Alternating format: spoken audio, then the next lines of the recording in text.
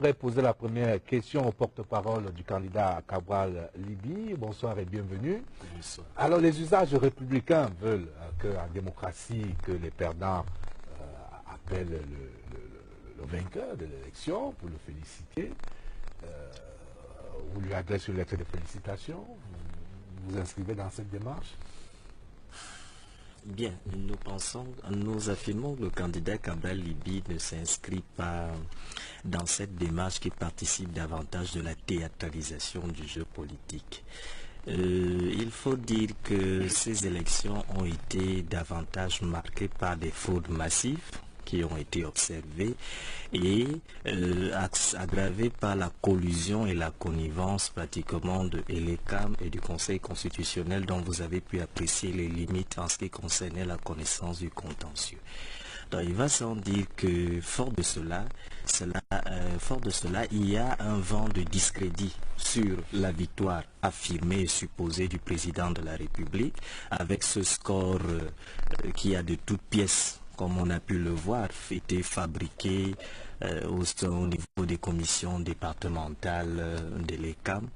Et où étiez-vous quand on se fabriquait pour vous reprendre? Il faut le dire.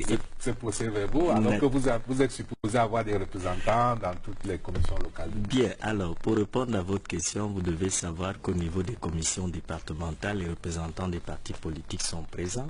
Et au niveau des commissions locales? Qu'ils sont présents, je termine, et qu'à la suite de cela, les documents qui tiennent lieu de procès-verbaux reviennent aux responsables de l'administration qui ont en charge de les transmettre à la commission nationale.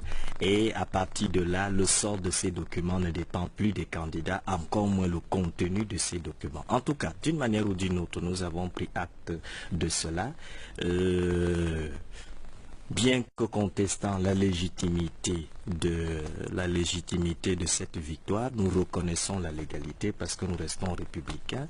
Le candidat Cabral Libye, quant à lui, dans les jours qui viennent, aura une déclaration et nous réfléchissons encore sur le point de savoir s'il faut participer véritablement à cette spectacularisation de la vie politique en adressant un message hypocrite au président de la République pour le féliciter de sa pseudo-victoire. On a